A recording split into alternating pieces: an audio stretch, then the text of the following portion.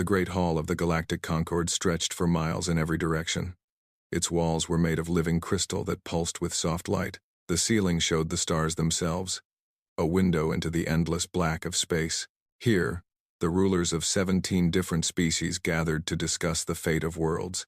High Arbiter Kethral stood at the center of the speaking platform. His scales gleamed under the starlight, each one a deep shade of purple that marked him as royalty among the Sitheks. His people were warriors, conquerors. They had built an empire across 300 star systems, and they hungered for more. But today, Kethral was not here to discuss conquest. He was here to ask a question that had bothered his people for generations. "I demand to know," he said, his voice echoing through the vast chamber, "why Sector 7G remains closed to us." A murmur ran through the assembled delegates. The insectoid cricks clicked their mandibles in agreement. The gas giant dwelling Omnith flickered with curious colors. Even the stone-like breviary shifted their massive bodies to pay attention. Sector 7G was a mystery. A single yellow star on the edge of known space, surrounded by a quarantine zone that no ship was allowed to enter. The prohibition was older than most civilizations in the Concord. No one remembered why it existed. No one questioned it, until now. "The quarantine has stood for 12,000 years, replied Ambassador Veth of the Omnith, his gaseous form swirling with annoyance. "Why question it now?" "Because my people need resources," Kethral answered. "Our war with the cricks drains us dry. The asteroid belts of Sector 7G contain minerals worth more than entire star systems. And what guards them? Nothing but an ancient law and primitive radio signals from a single planet. The law exists for a reason," said a new voice. Everyone turned. The speaker was not a delegate. It was something far older. The Valanthi rarely attended assembly meetings. They had no need for politics or trade. They were ancient beyond measure, their bodies made of crystal that had formed when the galaxy was young. They watched, they remembered, and sometimes, when they felt it necessary, they spoke. This Valanthi was known only as the Witness. It was said to be the oldest living being in the galaxy. Its crystalline form towered above the other delegates, casting rainbow shadows across the floor. "The law exists," the Witness repeated, "because we created it. Long ago, before your species crawled from your birth seas, Arbiter, before the cricks built their first hive, before any of you existed, we found what lives in Sector 7G. Kethral narrowed his eyes. "And what lives there that frightens the mighty Valanthi?" The Witness was silent for a long moment. When it spoke again, its voice was different, softer, almost sad. "They call themselves humans." Another murmur rippled through the assembly. Humans. The word meant nothing to most of them. A primitive species on a primitive world, radio signals and chemical rockets. Nothing worth fearing. "We found them long ago," the Witness continued. "They were barely more than animals then. They fought each other with sharpened stones and lived in caves. But we saw something in them, something that made us watch more closely." "What did you see?" asked one of the breviary, its voice like grinding rocks. "Potential. Terrible potential." The Witness's crystal body flickered with old memories. They learned faster than any species we had ever encountered. In the time it took other civilizations to discover fire, they had built cities. In the time it took others to build cities, they had split the atom. They grew faster than anything we had ever seen. Kethral laughed. "So they are intelligent. Many species are intelligent. This is no reason to fear them. You do not understand." The Witness moved closer, and despite himself, Kethral took a step back. "It is not their intelligence that makes them dangerous. It is what lies beneath it. We studied them, Arbiter. We watched them for thousands of years. And what we saw terrified us." The hall fell silent. No one had ever heard a Valanthi admit to fear. "They are not bound by logic," the Witness said. "They do not follow the laws that govern all rational life. They will sacrifice themselves for abstract concepts. They will die for ideas. They will burn their own worlds rather than surrender them. And worst of all, they remember. They hold grudges for generations. They pass their hatreds from parent to child like precious gifts." "Superstition," Kethral said, but his voice was less certain now. "Old stories to frighten children. I wish that were true."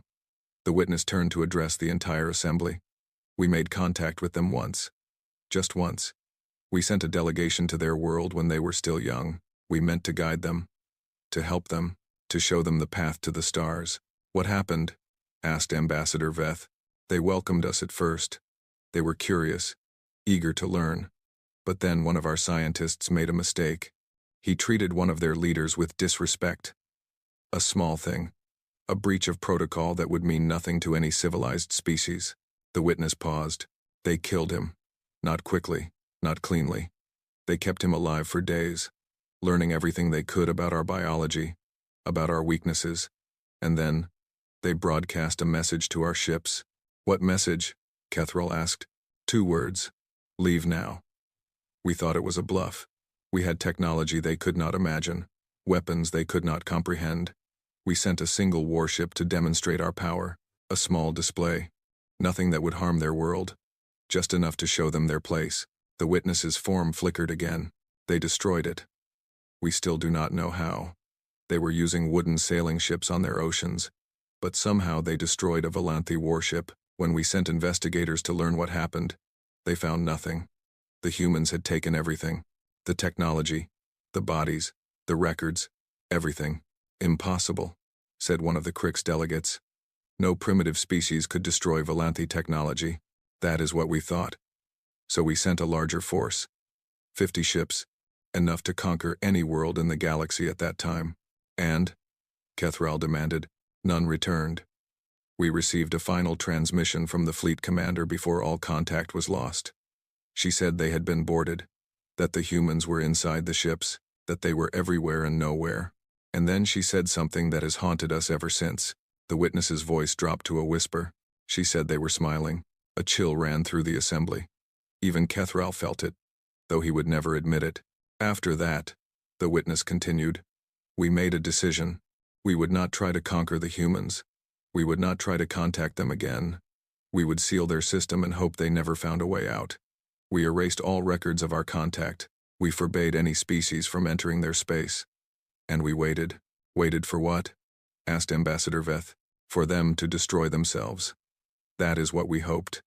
They are violent, self-destructive. They fight each other constantly. We believed they would burn their world to ash before they ever reached the stars. The witness turned back to Kethrel. But they have not destroyed themselves. They have grown. They have built machines that fly. They have touched their own moon. And every day, they come closer to breaking free of their quarantine. You are asking us to fear a species that has barely left their own world, Kethrel said. This is madness. I am asking you to heed our warning. The witness's voice hardened. The quarantine must hold. No one must enter Sector 7G. No one must make contact with the humans, because if you do, if you provoke them, if you give them a reason to turn their eyes toward the stars with anger in their hearts, you will doom us all. Kethrel was silent for a moment. Then he laughed. I have heard enough. The mighty Volanthi, rulers of the ancient galaxy, afraid of animals who have barely discovered spaceflight. This is not wisdom. This is senility. Several delegates laughed with him. The Crix clicked their mandibles in amusement. Even some of the Omneth flickered with skeptical colors. I move to lift the quarantine, Kethrel announced. Let us see these humans for ourselves. Let us show them what true power looks like. I second the motion, said the Crix delegate. The witness said nothing. It simply stood there, ancient and silent, as the assembly voted. The motion passed by a wide margin. Only the Volanthi voted against it. And when the vote was finished, the witness turned and began to drift toward the exit. Where are you going? Kethrel called after it. The witness did not turn around. Home, it said. To prepare. Prepare for what? Now, the witness did turn. Its crystalline form caught the starlight. And for just a moment, it seemed to contain all the sorrow of the ages, for the end of everything you know, and then it was gone. The assembly continued its business. Trade agreements were signed. Territorial disputes were settled. The lifting of the quarantine was celebrated as a triumph of progress over superstition. 300 years passed. The Scythex dominion grew powerful. Their war with the Crix continued, draining resources from both sides. And all the while, the riches of Sector 7G called to them. Untapped asteroid belts, virgin planets, wealth beyond imagination. High Arbiter Kethrel had long since died, but his descendants carried his ambitions. His great-great-grandson, also named Kethrel in his honor, rose to command the Dominion's greatest fleet. 16 dreadnoughts, 400 support vessels. The most powerful military force the Sithx had ever assembled, and it was aimed at a single yellow star on the edge of known space. Commander Kethril stood on the bridge of his flagship, watching the stars streak past as his fleet traveled through hyperspace. In a few hours, they would arrive at the Sol system. They would claim its riches. They would add humanity to their list of conquered species. He had read the old records, the Volanthi warnings, the stories of vanished fleets and smiling killers. He considered them nothing but propaganda. The Volanthi were old and tired. They feared everything. But the humans were just humans. A single species on a single world. They had never faced a real enemy. They had never seen the power of a true interstellar civilization. They would learn. "Commander," said his second, a young officer named Vethal, "we will arrive at the Sol system in 3 hours." "Good. Prepare the broadcast. I want these humans to know who their new masters are." "Yes, Commander." "And if they resist?" Kethril smiled. It was not a kind smile. "Then we will teach them the cost of resistance." The fleet dropped out of hyperspace at the edge of the Sol system. Kethril looked at the view screen and saw the yellow star at the center, surrounded by its collection of planets. The third one from the star was his target, a blue and green world covered in water and vegetation. Earth. He could see their satellites, their space stations, primitive things, barely worthy of the name. They would fall in minutes. "Open a channel," he commanded. "All frequencies." "Channel open, Commander." Kethril leaned forward. This was the moment he had waited for. "Attention, people of Earth. I am Commander Kethril of the Sithx Dominion. Your quarantine has ended. You are now under the jurisdiction of the Dominion. You will surrender immediately. You will grant us full access to your planet and its resources.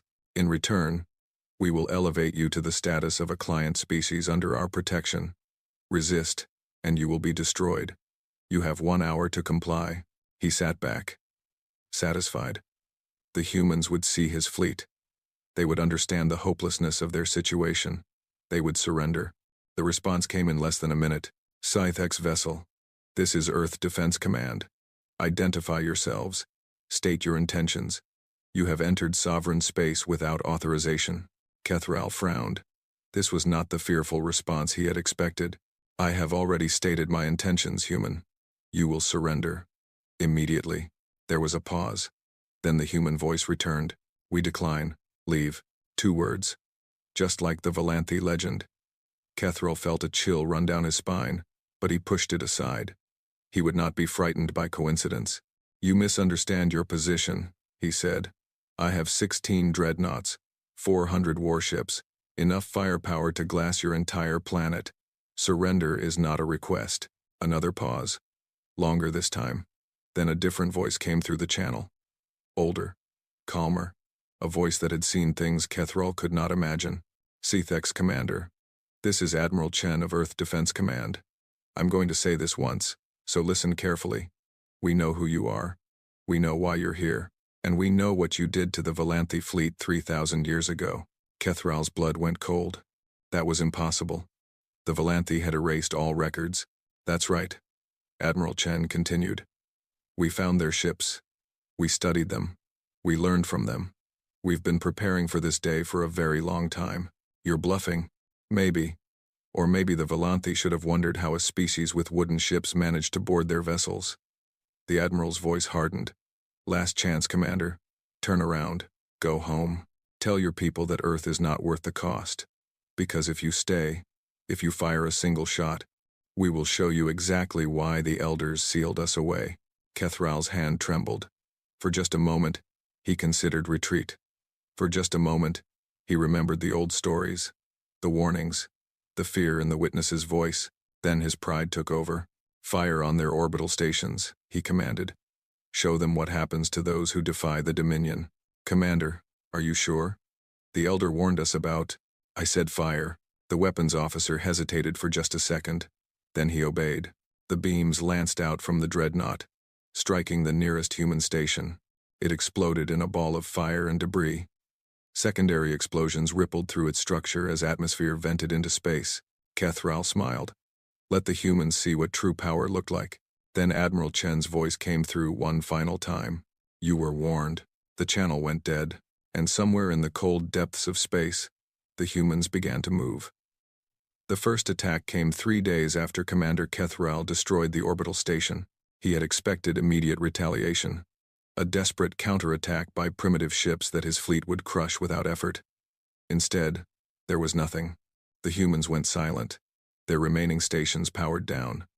Their ships retreated to low orbit around Earth. Kethral took this as a sign of surrender. He moved his fleet closer, preparing to begin the occupation.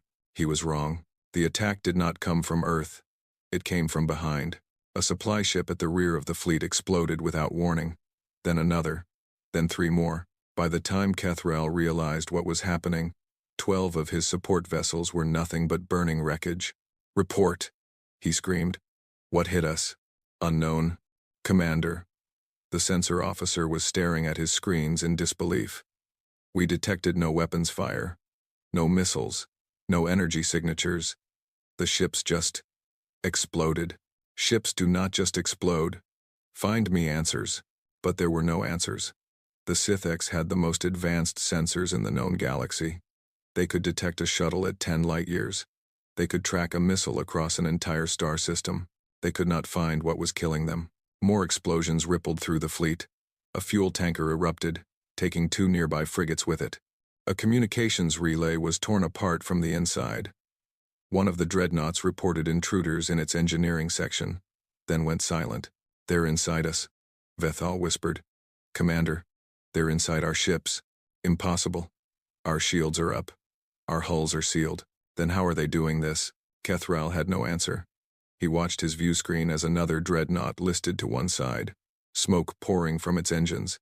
Something had crippled its power systems, something that had gotten inside without triggering a single alarm. "Get me Admiral Chen," he ordered. "Now." The communications officer worked frantically. After several minutes, the human's face appeared on the view screen. She looked calm, almost bored.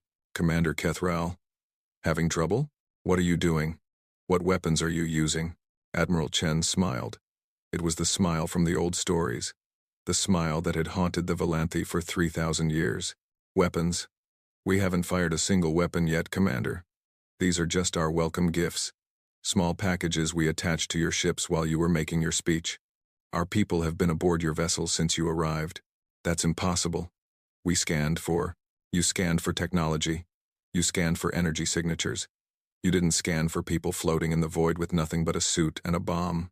Her smile widened. "Did you know humans can survive in space for almost 2 minutes without protection?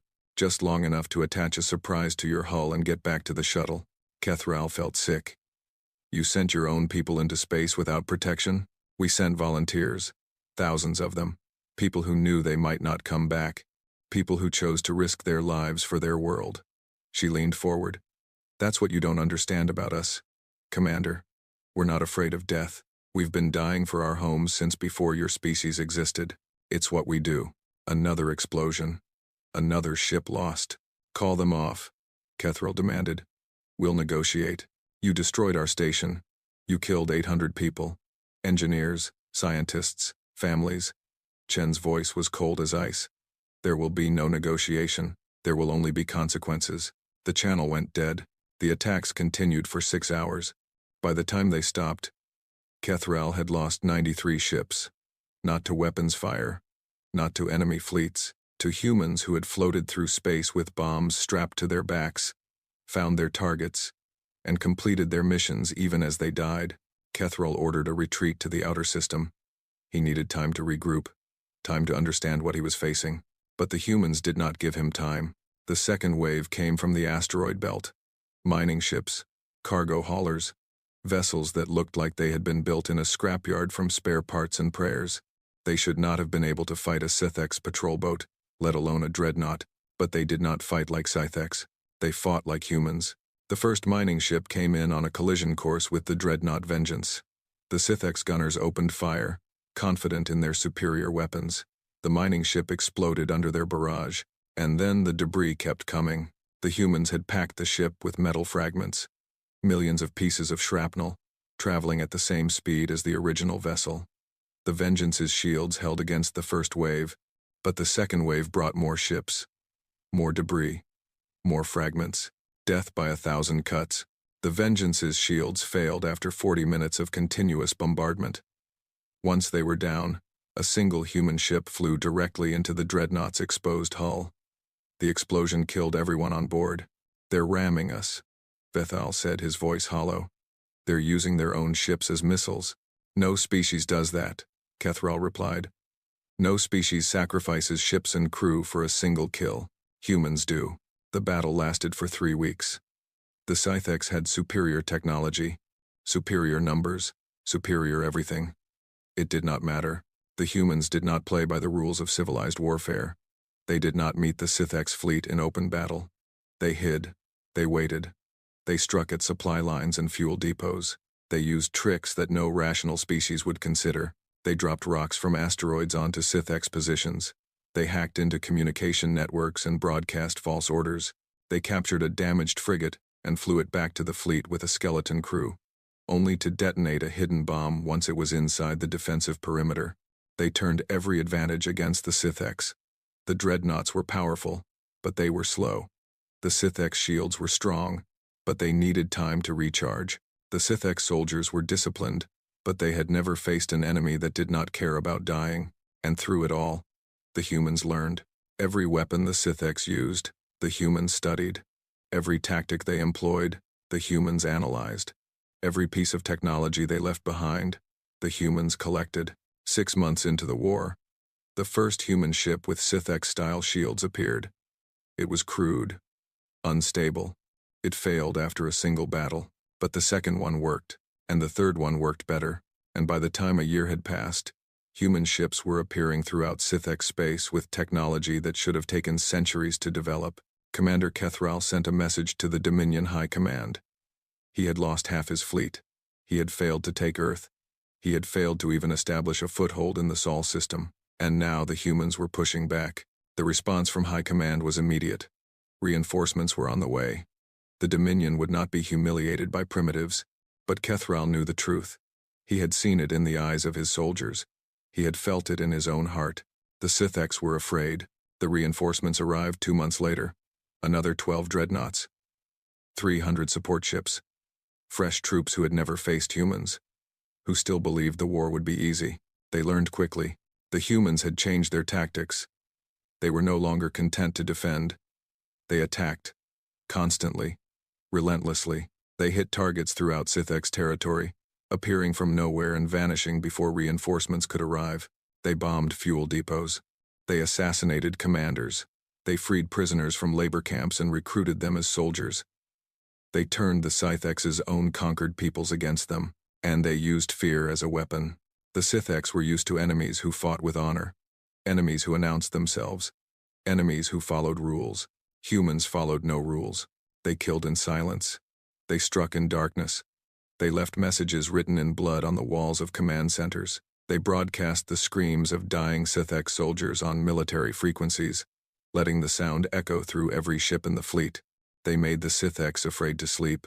Admiral Kethral, as he was now called after his father's death in battle, received a captured human soldier for interrogation. He wanted to understand.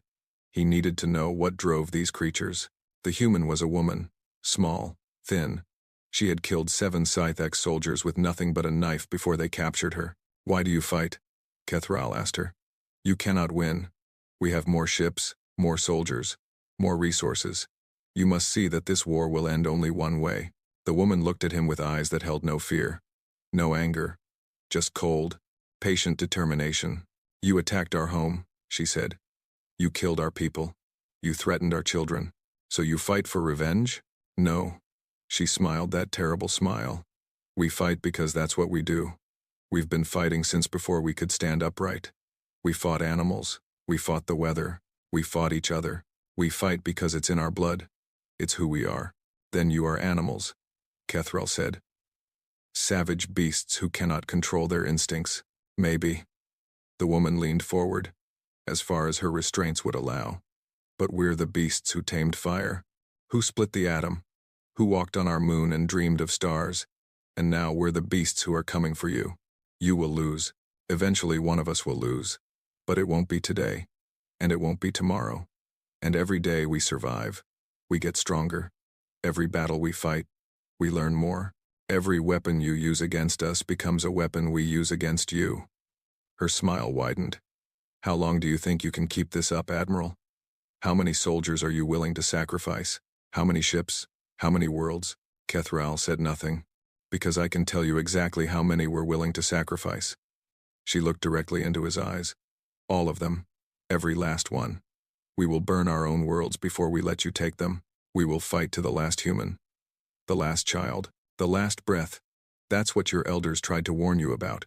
That's why they sealed us away. She sat back. We don't know how to stop. We never have. And you just gave us a reason to keep going forever. Kethral had the woman executed. It did not make him feel better. The war dragged on. Years passed. The Sithx threw everything they had at humanity, and humanity threw it back twice as hard. The Dominion's economy crumbled under the strain.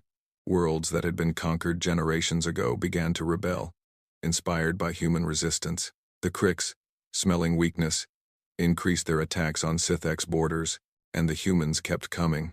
They took their first Scythex colony world in the 7th year of the war, a small planet called Veth Prime.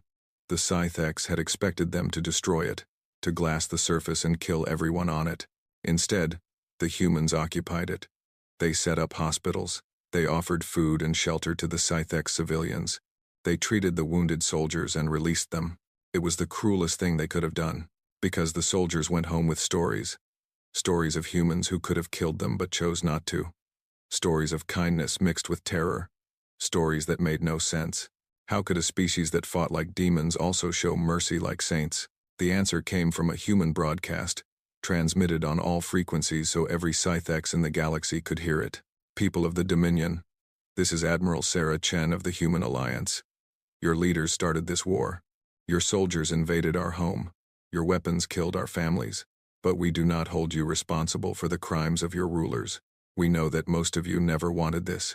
You were following orders. You were doing your duty. We understand duty.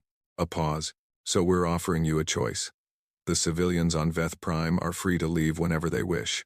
The soldiers we captured will be returned to their families. We take no pleasure in killing those who cannot fight back. That is not who we are. Another pause. Longer.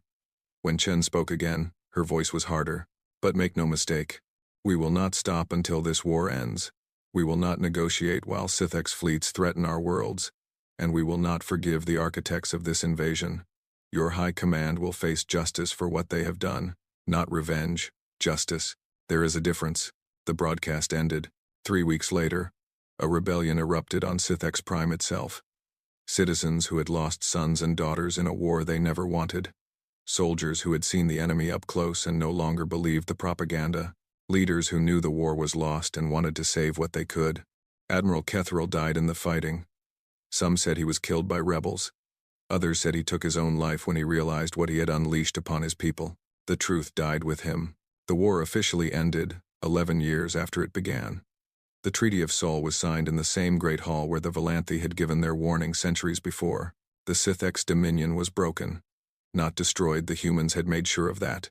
But diminished. Reduced. A shadow of what it had once been. And humanity stood among the stars for the first time. Not as supplicants or subjects, but as conquerors who chose to show mercy. The Valanthi watched in silence. They had predicted war. They had predicted destruction. They had not predicted this. The witness spoke to the human ambassador after the treaty was signed. You could have destroyed them, it said. You had the power, the justification. Why did you spare them? The ambassador, a young man named David Chen, grandson of the admiral who had first faced the Sithx, considered the question carefully. Because we're not just warriors, he said finally. We're builders too. Healers, teachers. We've spent our whole history learning how to destroy, but we've also learned how to create, how to forgive, how to move forward. The Sithx would not have shown you the same mercy. I know. That's why we had to show it to them. Someone has to be first. Someone has to break the cycle. He smiled, a human expression that the Valanthi were still learning to read. Besides, we're going to need allies for what comes next. What comes next? The Cricks. The others. Everyone who's watching to see what happens now. The ambassador's smile faded. They've seen what we can do in war. Now we need to show them what we can do in peace. That's how we survive. That's how any of us survive. The witness was silent for a long time. Perhaps, it said finally, we were wrong about you. No. David Chen shook his head. You were right about us. Everything you said was true. We are dangerous. We are relentless. We don't know how to stop. But you forgot something important. What? We get to choose what we don't stop doing. And we choose to build, to help, to protect. His voice hardened. But if anyone else comes for our home, they'll learn the other side of us real fast. That part hasn't changed. That part never will. The witness understood. For the first time in millennia, it felt something it had thought impossible. Hope. But out in the galaxy, others were watching. Others were calculating. Others were convinced that the Scythex had simply been weak. The Crix Collective had learned nothing from the war they had witnessed, and they were about to make the same mistake. The supreme mind of the Crix Collective watched the humans with 1,000 eyes. The Crix were not like other species. They did not think as individuals. They were a hive, billions of bodies connected to a single vast intelligence. Each Crix drone was a cell in a greater organism. Each queen was a node in an endless network of thought, and the supreme mind was the brain that controlled it all. For 15 years, the supreme mind had studied humanity. It had watched them defeat the Scythex. It had analyzed their tactics, their weapons, their psychology. It had dissected every battle, every decision, every apparent weakness, and it had concluded that the Scythex were simply incompetent. The Dominion had sent 16 dreadnoughts. The Crix would send 1,600. The Scythex had relied on superior technology. The Crix would rely on overwhelming numbers. The Scythex had fought a war of pride. The Crix would fight a war of extermination. There would be no negotiation, no mercy, no survivors. The Supreme Mind gathered its forces in the darkness between stars, a fleet larger than any in galactic history, ships that blotted out the light of suns, soldiers numbered in the trillions. The humans had defeated an empire. Now they would face a hive. On Earth, the warning came 3 days before the invasion. Admiral Sarah Chen had retired after the Scythex War, but she had trained her replacement well. Admiral James Okonkwo stood in the command center of Earth Defense Command, watching the sensor data scroll across his screens. How many? He asked. We're still counting, sir. The sensor officer's voice was steady, but her hands trembled. Current estimate is 1,600 capital ships, support vessels in the hundreds of thousands. Troop transports carrying. We don't have a number. Trillions, maybe. The Crix don't do anything small. No, sir. Okonkwo studied the display. The Crix fleet was still 2 days out, gathering at the edge of the solar system. They were making no attempt to hide. Why would they? They wanted Earth to see what was coming. They wanted humanity to despair. They didn't understand humans at all. Send word to all defense stations, Okonkwo ordered. Begin evacuation of non-essential personnel from orbital platforms. Activate the deep space network. And get me a channel to the Volanthi. The Volanthi, sir. They've been watching us since the Scythex War. Time to find out whose side they're on. The witness appeared on his screen an hour later. Its crystalline form flickered with colors that human eyes could not fully process. Admiral Okonkwo, I wondered when you would call. You've seen the Crix fleet. I have seen it. It is the largest military force assembled in 10,000 years. Can we beat them? The witness was silent for a long moment. The Scythex came to conquer. The Crix come to exterminate. They will not make the same mistakes. They will not underestimate you. They will not stop until every human is dead, or your species proves impossible to kill. That's not an answer. No, it is not. The witness's form pulsed slowly. I have watched your species for millennia. I have seen you survive ice ages and plagues. I have seen you split atoms and touch the stars. I have seen you defeat enemies who should have crushed you without effort. But this, it paused. This is different. The Crix are not like the Scythex. They feel no fear. They know no hesitation. They are a billion minds working as one. So we can't win? I did not say that. I said this is different. In all my years I have learned one truth about humanity. Whenever I believe I know what you are capable of, you prove me wrong. Okonkwo smiled grimly. That's something, at least. There is one more thing. The witness leaned closer to the screen. The Crix believe they understand you. They have studied your tactics, your weapons, your history. They think they know how you fight. And they studied the humans who defeated the Scythex. They have not considered what a cornered humanity might do, what a desperate humanity might become. The witness's form flickered with something that might have been concern. Neither have I. Then I guess we'll all find out together. The channel closed. Okonkwo turned to his officers, men and women who had trained their entire lives for a war they hoped would never come. Behind them, screens showed the evacuation in progress, civilian ships fleeing to Mars colonies, military personnel taking positions throughout the system, the entire human species preparing for the fight of its existence. The Cricks think they're facing the same humans who fought the Scythex, Okonkwo said. They're wrong. We've had 15 years to prepare, 15 years to learn, 15 years to build. He pulled up a tactical display. The Scythex taught us how to fight. Now the Cricks are going to teach us how to survive. The first wave of Crick ships arrived at the edge of the solar system on schedule. The Supreme Mind had calculated every variable, predicted every possible human response. It expected resistance. It expected casualties. It had factored these into its plans. What it did not expect was silence. The human defense stations were dark. The orbital platforms showed no signs of activity. Earth's fleet was nowhere to be found. The entire solar system appeared abandoned. This was wrong. Humans did not flee. The Supreme Mind had studied their history. They fought until the last defender fell. They never retreated without a reason. It sent scout ships forward to investigate. None returned. The scouts entered the asteroid belt and simply vanished. No explosions. No distress signals. No sensor data. One moment they were there. The next they were gone. The Supreme Mind ordered more ships forward. This time, it watched through their sensors directly, processing every data point in real time. The scouts reached the outer asteroids.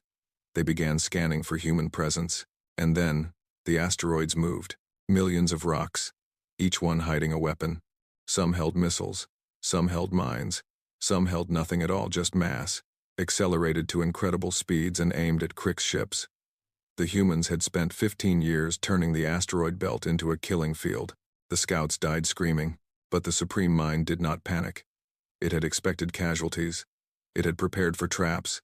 It simply adjusted its calculations and sent the main fleet forward. The fleet pushed through the asteroid belt, losing ships by the hundreds. The humans had been thorough. Every rock seemed to hold a surprise. Every path led through a minefield. The journey that should have taken hours took days. But the Cricks were patient. They had numbers. They could afford to lose 1,000 ships for every mile gained. Eventually, they reached the inner system. And there, waiting for them, was humanity. The defense platforms that had seemed dead came alive. Hidden stations revealed themselves. Ships that had been powered down lit their engines. And at the center of it all, orbiting Earth like a crown of iron, was the greatest fortress humanity had ever built, Station Phoenix. Okonkwo had spent a decade constructing it in secret, a platform the size of a small moon, bristling with weapons that humanity had invented just for this moment. Particle beams, kinetic launchers, missile batteries, technologies that no other species had ever seen. The Cricks fleet paused. For the first time in its existence, the Supreme Mind felt something that might have been uncertainty. Then it attacked. The Battle of Sol was the largest conflict in galactic history. Millions of ships, trillions of lives, the fate of an entire species hanging in the balance. The Cricks came in waves. They did not care about losses. They did not care about casualties. They were a hive, and the hive would survive even if billions of drones died. They threw themselves at the human defenses with mindless determination, trusting in numbers to carry the day, and for a while, it worked. Human ships fell. Defense platforms were overwhelmed. Station Phoenix took damage that should have destroyed it 10 times over. The outer defensive lines collapsed one by one, but humanity did not break. For every ship they lost, they made the Cricks pay double. For every platform that fell, another held twice as long. The defenders fought with a fury that the Supreme Mind had not calculated, could not comprehend, because the Cricks had made a mistake. The same mistake the Scythex had made before them. They had threatened Earth. Across the solar system, humans who had never held a weapon picked up guns and went to fight. Scientists who had spent their lives in laboratories flew cargo ships into enemy formations. Children said goodbye to their parents and went to die for a world they might never see again. The Cricks had studied human tactics. They had not studied human hearts. On the fourth day, Station Phoenix fell. Okonkwo had known it would happen. The Cricks simply had too many ships, too many soldiers, too much firepower. No defense could hold forever. But Phoenix's fall was not a defeat. It was a trap. As the Cricks swarmed over the station, Okonkwo gave his final order.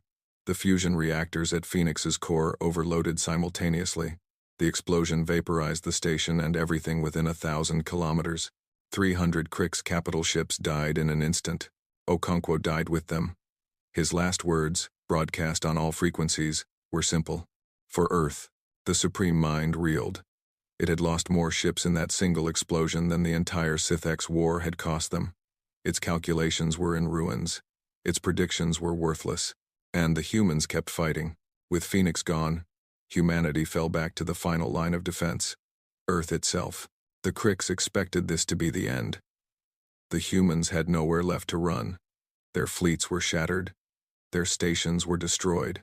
All that remained was a single world, guarded by whatever forces humanity had left. The Supreme Mind ordered the final assault. What it found was a nightmare. Earth was not just defended. Earth was weaponized. Every ocean hid submarines loaded with nuclear missiles. Every mountain contained bunkers packed with soldiers. Every city was a fortress. Every citizen was a soldier. The humans had spent 15 years preparing their homeworld for this moment, and they had done something else. Something the Cricks had never considered. They had reached out to the Sith-X. The ships that dropped out of hyperspace behind the Cricks fleet were not human. They were Sith-X, former enemies who had learned what the Cricks had not. That humanity was terrible in war, but generous in peace. The Sith-X had come to repay a debt. Caught between the human defenses and the Sith-X fleet, the Cricks faltered. For the first time in the battle, the Supreme Mind considered retreat. But retreat was not in the Cricks' nature. They were a hive. They did not flee.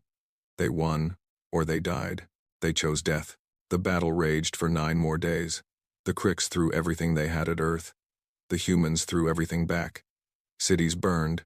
Continents shook. The sky itself seemed to crack under the weight of weapons fire. And then, on the 9th day, something broke. The Supreme Mind had always assumed it was invincible. A billion minds working as one. A network of thought that spanned star systems.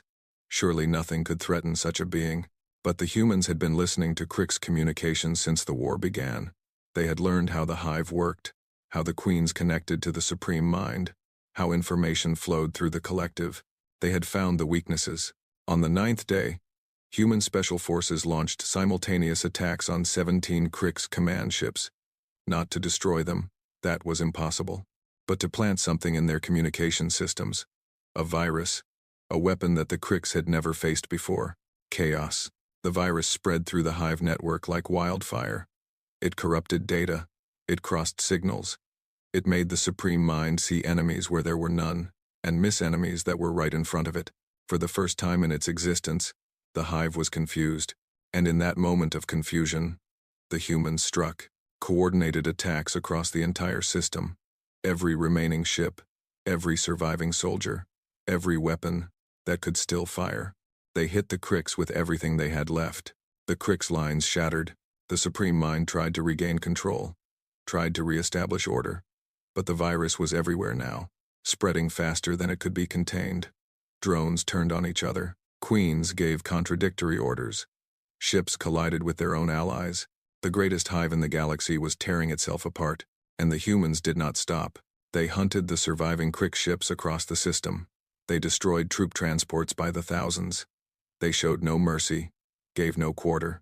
They had been pushed to the edge of extinction, and now they pushed back with all the fury their species could muster. By the end of the 10th day, the Cricks invasion force was destroyed, not defeated, destroyed. Of the 1,600 capital ships that had entered the Sol system, fewer than 100 escaped. The trillions of drones that had dreamed of conquering Earth were dead, their bodies floating in the void between worlds. And humanity, battered and bloodied but unbroken, stood victorious. The Supreme Mind retreated to its core systems to rebuild. It had lost more than ships and soldiers. It had lost something far more precious, its certainty. For the first time in 10,000 years, the Crix Collective knew fear, and out in the galaxy, everyone else was watching. The Valanthi, the Omnith, the Brevari, the dozens smaller species who had assumed humanity would be crushed. They had all been wrong. The elders had warned them. They had said humanity was dangerous. They had said the humans should be left alone. No one had listened. Now everyone understood. But the war was not over. Humanity had survived the invasion. Now they had to decide what to do next, and their answer would change the galaxy forever. The celebrations on Earth lasted 3 days. 3 days of joy. 3 days of relief. 3 days of mourning for the billions who had died defending their home. Then humanity went back to work. Admiral Maria Santos stood before the Council of Nations in the rebuilt United Earth Parliament. She was young for an admiral, just 42 years old. But the war had killed most of the senior officers. Those who remained had been promoted by necessity and hardened by loss. "The Crix will be back," she said. Her voice was calm, but her eyes held a fire that had not been there before the war. Their invasion failed, but their hive survives. The Supreme Mind is wounded, not dead. Given time, they will rebuild. They will return with an even larger fleet, and next time, they will not underestimate us. The council chamber fell silent. "We have 2 choices," Santos continued.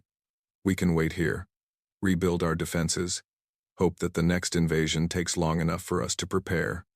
Or," she paused, "or we can take the fight to them." The debate lasted for weeks. Some argued for defense.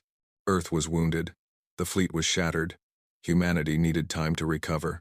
Others argued for attack. The Crix had shown that they would never stop. As long as the Supreme Mind existed, humanity would never be safe. Better to strike now, while the enemy was weak. In the end, they voted for war. Not a war of conquest, not a war of revenge, a war of survival. Humanity would find the Crix. They would destroy their ability to threaten Earth. They would make sure that no species ever dared to attack humanity again. The counter-invasion began 6 months later. The human fleet that left Earth was not the desperate force that had defended the solar system. This fleet was designed for offense. Fast ships with heavy weapons, troop transports carrying soldiers who had learned to fight in the vacuum of space, a mobile force that could strike anywhere and disappear before the enemy could respond. And at the center of the fleet, a new flagship, the UES Vengeance. Admiral Santos commanded from its bridge, watching the stars streak past as humanity traveled to war. Behind her, the crew worked in focused silence. They knew what was coming. They knew what was at stake. They were not afraid. The Crix homeworlds were scattered across a vast region of space. Hundreds of planets connected by the Hive network. Some were breeding worlds, where queens spawned trillions of drones. Others were industrial centers, building ships and weapons for the collective. And at the heart of it all was the Supreme Mind itself, housed in a fortress that had stood for 10,000 years. Santos did not attack the fortress. Not yet. Instead, she attacked everything else. The first target was a breeding world called Nexus Prime. The Crix expected an assault from space orbital bombardment, landing parties, the standard tactics of civilized warfare. Instead, humanity used fire. Nexus Prime had an atmosphere rich in methane. Human scientists had discovered this during their analysis of Crix systems. They had designed a weapon specifically for this world. The missiles launched from Santos's fleet did not carry explosives. They carried ignition charges, hundreds of them, spread across the planet's atmosphere. The entire world burned. The Crix on Nexus Prime died screaming, their connection to the Hive broadcasting their agony to the Supreme Mind. The queens, the drones, the billions of lives that had hoped to spawn the next invasion of Earth, all of them, gone in a firestorm that lasted for weeks. Humanity had announced its presence. The Supreme Mind responded immediately. Fleets were dispatched to protect key systems. Defenses were strengthened around industrial worlds. The Hive prepared for a war unlike any it had faced before. But humanity did not fight like the Hive expected. They did not meet fleets in open battle. They did not siege industrial worlds. They did not follow any pattern the Supreme Mind could predict. They simply appeared, attacked, vanished. Human ships struck at supply lines, destroying convoys before they could reach their destinations. Human soldiers infiltrated Crix stations, planting bombs that exploded days or weeks after they had gone. Human hackers attacked the Hive network, spreading chaos and confusion through the collective mind. And always, they learned. Every battle taught humanity something new about the Crix. Every captured piece of technology was analyzed and improved. Every weakness was exploited, then exploited again in ways the Crix never anticipated. The war spread across Crix space like a disease. Santos divided her fleet into strike groups, each one operating independently. They hit dozens of targets simultaneously, forcing the Supreme Mind to spread its defenses thin. When the Crix concentrated their forces in one area, human ships appeared in another. When they tried to protect everything, they protected nothing. It was not the kind of war the Crix understood. It was not even the kind of war most humans understood. It was something new. Something born from desperation and refined by victory. Admiral Santos called it persistence warfare. We don't need to destroy every ship, she explained to her officers. We don't need to conquer every world. We just need to keep hitting them until they can't hit back, until they understand that the cost of fighting us is higher than any benefit they could ever gain. And if they don't understand? Asked her second-in-command, a young captain named Chen, grandnephew of the legendary Admiral Sarah Chen. Then we keep hitting them until there's nothing left to hit. The turning point came 18 months into the counter-invasion. Human forces had discovered something unexpected. Not all Crix were loyal to the Supreme Mind. On the outer edges of Crix space, there were colonies that had been cut off from the hive network, queens who had developed their own thoughts, drones who had learned to question. The Supreme Mind called them defectives, failures.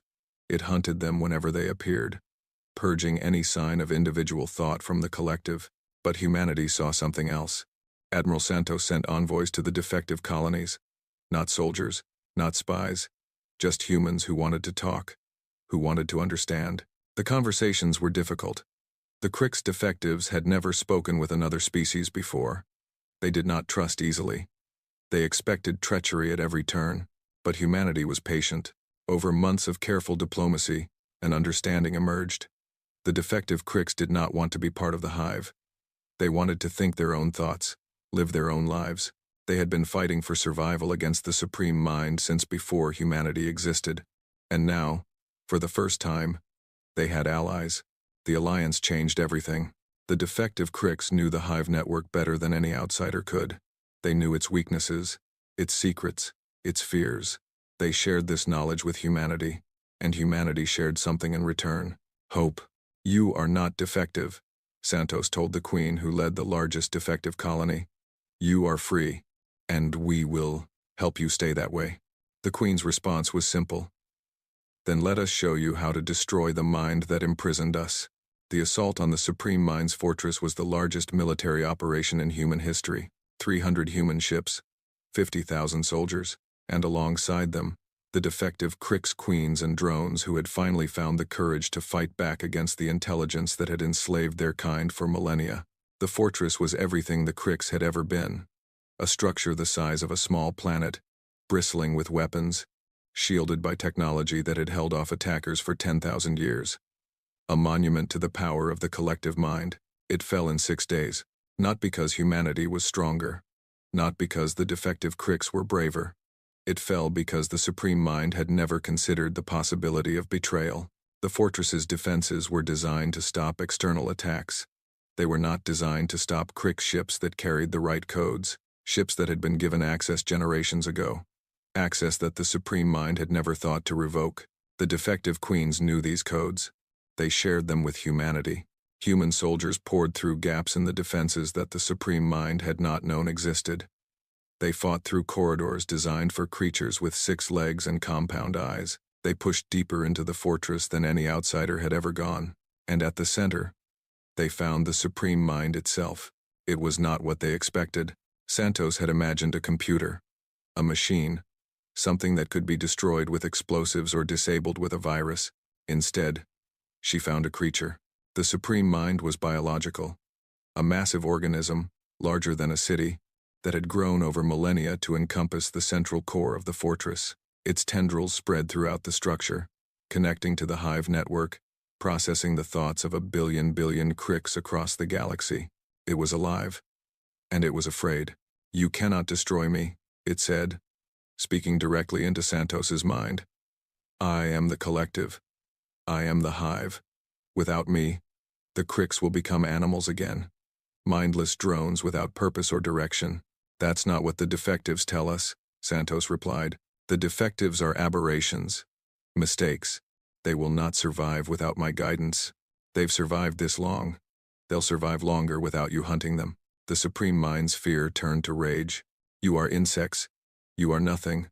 I have existed for 10,000 years. I have conquered 1,000 species. You cannot. Santos raised her weapon. You attacked our home. You tried to kill our children. You made us fight for our survival.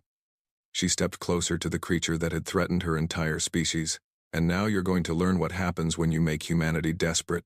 She gave the order. The charges placed throughout the fortress detonated simultaneously. The explosion consumed the Supreme Mind, destroyed the central hub of the hive network, and shattered the structure that had seemed invincible for millennia. The Cricks collective died in an instant. Across the galaxy, billions of Cricks suddenly found themselves alone in their own heads. The voice that had guided them since birth was gone. The connection that had defined their existence was severed. Most of them went mad. The weeks that followed were chaos. Cricks drones turned on each other. Queens fought for dominance. Worlds that had been orderly for centuries descended into civil war. Humanity did not intervene. They watched. They waited. They helped the defective colonies protect themselves from the chaos. But they did not try to impose order on the Cricks. That was not their place. Eventually, the chaos subsided. The strongest queens established control over their own territories. The surviving drones formed new, smaller collectives. The Cricks race did not die, it transformed. And when the transformation was complete, the new Cricks leaders sent a message to Earth. They did not ask for forgiveness. They did not offer excuses. They simply stated a fact. The war is over. We will not attack again. Humanity accepted the message without celebration. There was nothing to celebrate. Too many had died. Too much had been destroyed. But there was something to build on. Santos met with the defective queen who had helped plan the assault on the Supreme Mind. The meeting took place on a neutral world, far from both human and Crick space. Your people are free now, Santos said. What will you do with that freedom? The queen considered the question carefully. Her species had been enslaved to the collective mind for so long that freedom was still a strange concept. We will learn, she said finally. We will grow. We will become something new. She paused. And we will remember what you did for us. Not the killing. That was necessary. We will remember the hope. Hope? You showed us that the Supreme Mind was not invincible. That change was possible. That even the oldest chains can be broken. The Queen's compound eyes focused on Santos. We will remember that, Admiral. And when your species needs allies, you will find them among us. It was not friendship. It was too early for friendship. But it was a beginning. Santos returned to Earth as a hero, the woman who had led humanity's counterattack, the woman who had destroyed the Supreme Mind, the woman who had proven that no threat, no matter how vast, could overcome human determination. She did not feel like a hero. She felt tired. She felt old. She felt the weight of every life that had been lost under her command. But she also felt hope. Humanity had faced 2 invasions. They had survived both. They had proven themselves to the galaxy. Now they had to decide what kind of species they wanted to be. Not just warriors, not just survivors, something more. The galactic Concord was watching. The Valanthi were waiting. A universe of possibilities was opening before humanity, and for the first time in their history, humans were ready to reach out and grab it. But they would do it their way, on their terms, because that was what it meant to be human. 50 years had passed since the first Cethex ship entered the Sol system. 50 years of war. 50 years of loss. 50 years of learning what humanity was capable of when pushed to the edge of extinction. Now it was time for something new. The Great Hall of the Galactic Concord was as magnificent as it had always been. Crystal walls that pulsed with light. A ceiling that showed the stars themselves. Delegates from dozens of species gathered to discuss the fate of worlds. But the atmosphere was different now. The Cethex delegation sat quietly in the corner, their once proud scales dull with age and defeat. The Cricks representatives, the few queens who had emerged from the chaos after the Supreme Mind's destruction, huddled together, still learning how to think as individuals. The Omneth flickered nervously. The Bravari shifted their massive bodies with uncertainty. Everyone was waiting. Everyone was afraid. The doors at the far end of the hall opened, and the human delegation entered. There were only 5 of them, a small group compared to the dozens of delegates from other species. But as they walked down the central aisle, every eye in the chamber followed them. Every mind focused on their approach. Commander Sarah Chen led the delegation.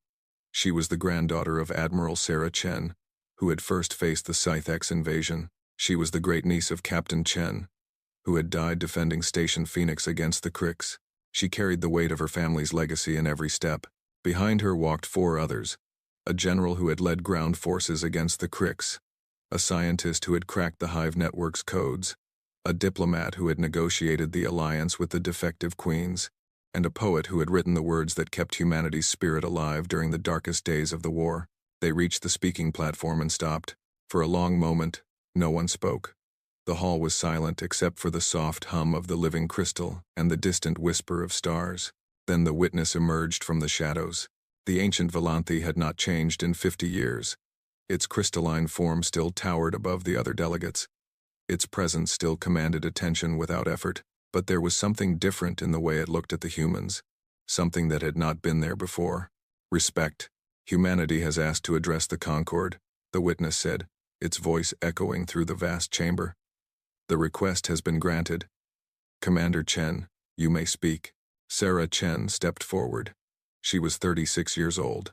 She had been born during the Scythex War and raised during the Crix invasion. She had never known a time when humanity was not fighting for survival. Now she stood before the rulers of the galaxy, and she showed no fear. 50 years ago, she began, the Scythex came to our world. They came with demands. They came with weapons. They came with the certainty that we would surrender or die. She paused. We did neither. A murmur ran through the assembly. The Scythex delegates shifted uncomfortably. 15 years later, the Crix came. They came with more ships, more soldiers, more determination. They thought that what the Scythex failed to do with 16 dreadnoughts, they could do with 1,600. Her voice hardened. They were wrong. The Crix queens made sounds that might have been acknowledgement or shame. Your species have spent millennia building empires, conquering worlds, deciding who was civilized and who was not. You created rules for warfare, traditions for diplomacy, systems to determine who mattered and who did not. Sarah Chen looked around the assembly. And then, you met us. We did not know your rules. We did not follow your traditions. We did not accept your systems. When you came to conquer us, we fought back with everything we had. When you tried to destroy us, we survived. And when you thought you had won, we rose again.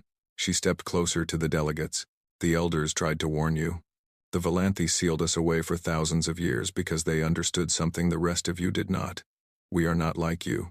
We do not think like you. We do not fight like you. And now you fear us. The words hung in the air. No one denied them.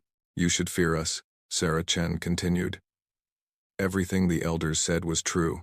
We are dangerous. We are relentless. We hold grudges for generations. We fight with a fury that your species cannot comprehend. When you threaten our homes, our families, our future, we become something terrible. She paused. But that is not all we are. The tone of her voice changed. Softer now, almost gentle. When the Scythex War ended, we could have destroyed the Dominion. We had the power, the justification. Instead, we rebuilt their worlds. We treated their wounded. We gave them a chance to survive. She gestured toward the Scythex delegation. Ask them. Ask them if we showed mercy. Ask them if the species that terrified the Volanthi also built hospitals on conquered worlds. The Scythex ambassador, an old male with faded scales, nodded slowly. It is true, he said. We expected extinction. We received compassion. Sarah Chen turned to the Crix delegation. When the Supreme Mind fell, the Crix collective collapsed into chaos. Millions of your kind went mad. Worlds burned. Your entire civilization nearly destroyed itself. The queens shifted uneasily. We could have let you die. We could have finished what the war started. Instead, we helped the survivors find stability. We protected the defective colonies until they could protect themselves. We gave your species time to learn how to be free. One of the queens spoke, her voice clicking and strange to human ears. You destroyed our mind, our unity, everything we were. The Supreme Mind enslaved you, Sarah Chen replied. It controlled your thoughts. It decided your purpose. It hunted any cricks who dared to think for themselves. She met the Queen's compound eyes. We did not destroy your species. We liberated it. What you do with that freedom is your choice. But you have the chance to make that choice. That is more than the Supreme Mind ever gave you. The Queen fell silent. Sarah Chen turned back to the full assembly. So here is the truth about humanity. We are capable of great destruction. We have proven that beyond any doubt. When you push us to the edge, we push back with everything we have. We do not stop. We do not surrender. We do not forgive easily. But we are also capable of great creation, great kindness, great hope. We build as fiercely as we fight. We heal as passionately as we destroy. We dream of a future where our children do not have to live in fear. She raised her voice. The elders called us monsters. They were half right. We are monsters who build hospitals, predators who teach our prey to stand beside us, warriors who would rather have friends than enemies. We did not ask for these wars. We did not seek conflict with any species in this galaxy. We were content on our own world, looking up at the stars and dreaming of what we might find among them. You came to us. You threatened us. You tried to destroy us. And now we stand before you, not as conquerors, not as supplicants, as equals. She paused, letting the weight of her words settle over the assembly. We are claiming our place in this galaxy. The quarantine is over. The isolation is finished. Humanity is here, and we are not going anywhere. You can accept us as partners. You can trade with us. Learn from us. Let us learn from you. Together, we can build something better than any of us could build alone. Or, you can fear us. You can scheme against us. You can plot and plan and wait for a moment of weakness. Her voice dropped, cold and certain. But know this. If anyone else attacks our home, they will learn what the Sithx learned, what the Cricks learned, what the Elders tried to warn you about for thousands of years. We do not know how to stop. We never have. So choose wisely. Silence fell over the great hall. The delegates looked at each other. Old rivals who had spent centuries competing for power. Ancient species who had thought themselves above the young races. Conquerors who had never faced a species that could conquer back. All of them. Humbled by a people who had clawed their way from caves to stars in the blink of a cosmic eye. The witness spoke first. You have proven everything we feared about you, it said. And everything we hoped. What did you hope? Sarah Chen asked. The ancient Volanthi moved closer. Its crystalline form caught the starlight, scattering rainbows across the floor. We hoped that when you finally joined the galaxy, you would bring something new, something none of us possessed. Its voice was soft, almost gentle. We hoped you would bring the courage to choose mercy over vengeance, to build instead of destroy, to reach out your hand to former enemies. The Sithx attacked you, and you rebuilt their worlds. The Cricks tried to exterminate you, and you freed them from slavery. You have every reason to hate, every justification for revenge, and yet here you stand, offering partnership. That is not weakness, Commander Chen. That is strength beyond anything we have seen in 10,000 years. The witness turned to address the full assembly. I propose that humanity be granted full membership in the Galactic Concord, with all rights, all privileges, all responsibilities. They have earned this through blood and sacrifice. But more importantly, they have earned it through wisdom and compassion. How did the delegates vote? The votes came quickly. The Omnith voted yes. They had watched humanity from the beginning and seen something precious in them. The Bravari voted yes. They had been neutral in the wars, but they recognized strength when they saw it. The Sithx voted yes. They had been enemies once. Now they knew better. The Crix Queens voted yes, one by one. They owed humanity their freedom, even if they did not fully understand it yet. Every species voted yes, every single one. Sarah Chen stood on the speaking platform, watching the votes register. She felt the weight of history settling around her shoulders. The culmination of 50 years of war. The beginning of something new. She thought of her grandmother, who had faced the Sithx with nothing but courage and determination. She thought of her uncle, who had died aboard Station Phoenix to buy humanity a few more hours. She thought of all the billions who had fallen defending Earth and fighting for survival. They had given everything so that this moment could happen. She would not let them down. On behalf of humanity, she said, I accept your welcome. We look forward to learning from you, to sharing with you, to building a future together." She paused and allowed herself a small smile. "But I also want to make something clear. Our nature has not changed. We are still the species that the elders warned you about. We are still capable of everything that terrified them. We choose peace. We choose partnership. We choose hope. But choice is something we do every day. And every day, that choice remains ours to make." The message was clear. Humanity was offering friendship, but the alternative was always there, waiting. The same fury that had destroyed the Scythex fleet and shattered the Crix Collective. The choice belonged to the galaxy now. The assembly ended. Delegates dispersed to their ships. Messages were sent across the stars. The news of humanity's acceptance spread to every corner of known space, but the witness lingered in the Great Hall, watching the human delegation prepare to leave. "Commander Chen," it called. Sarah turned back. "Yes?" The ancient Valanthe approached her slowly. Its form flickered with colors she could not name. "I have lived for a very long time," it said. "I have watched species rise and fall. I have seen empires born and die. I thought I understood the patterns of the universe. And now I realize that I know nothing." The witness's voice held something that might have been wonder. "You are unlike anything we have ever encountered. You terrify me, and you give me hope. Which feeling is stronger?" The witness considered the question. "Today, hope." Sarah Chen smiled. Not the cold smile that her enemies had learned to fear. A warm smile. A human smile. "Then we're making progress." She turned and walked out of the Great Hall, leaving the witness alone with the stars. The future was uncertain. There would be challenges ahead. Not every species would accept humanity's rise. Not every conflict would end peacefully. But for the first time in 10,000 years, the galaxy had something it had lacked. A species that refused to give up.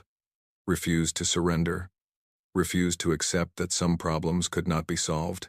A species that carried both destruction and creation in their hearts, and chose every day which one to embrace. The elders had warned them about humans. They should have listened. But perhaps, in the end, that warning was not about fear. Perhaps it was about hope. Hope that somewhere in the vast darkness of space, there was a species that could change everything. Hope that had finally found its answer. In a small blue world orbiting a yellow star, 8 billion humans looked up at the sky and saw their future. And for the first time in history, the stars looked back without fear. The war was over. The peace had begun. And humanity was just getting started.